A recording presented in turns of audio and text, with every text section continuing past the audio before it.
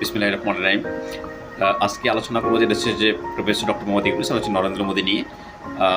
Indian prime minister Narendra Modi আর বাংলাদেশের interim government professor doctor Muhammad Yunus.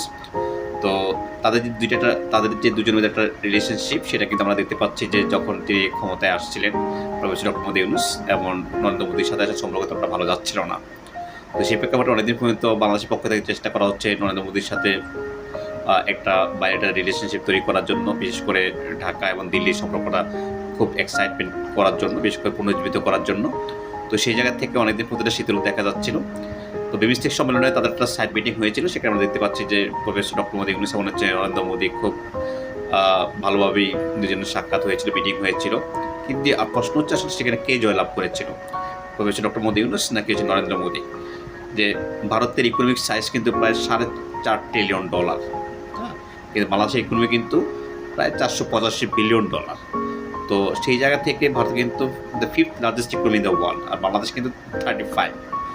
তো এই প্রেক্ষাপটে যে আসলে আমরা জানি যে সেখানে কে জয়লাভ করতে পারে, অবশ্যই নরেন্দ্র মোদী জয়লাভ করবে, because they have largest economy in the world.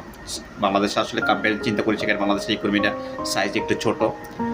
তো এখন প্রশ্ন হচ্ছে যে আমরা দেখতে পাচ্ছি যে নরেন্দ্র মোদী কিন্তু সেখানে কী করতেছিলেন, অপেক্ষা করতেছিলেন।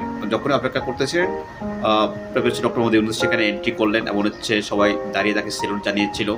কারণ প্রত্যেকটা মুহূর্ত সাইডলাইন যখন এটা মানে একটা মিটিং হচ্ছিল, প্রত্যেকটা মুহূর্তে কিন্তু বাংলাদেশের লোকজন আসলে এটা এনজয় করেছিল। কেন এনজয় করেছিল? ডক্টর মোদী ইউনূসের কিন্তু সার্বজনীন সময় তার মধ্যে কী ছিল, একটা হাসি ছিল।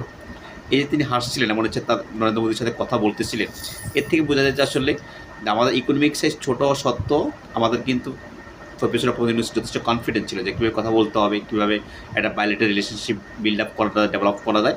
সেই জায়গা থেকে কিন্তু প্রত্যেকটা মুহূর্তে তিনি কী করেছিলেন, অবশ্যই তার জায়গার থেকে তিনি অনড় ছিলেন, স্থির ছিলেন।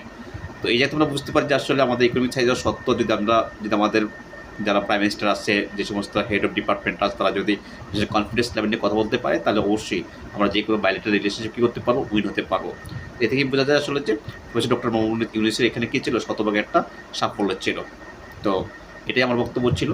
যারা আসলে নিজেকে ছোটো মনে করেন, আসলে নিজেকে ছোটো মনে করা যাবে না।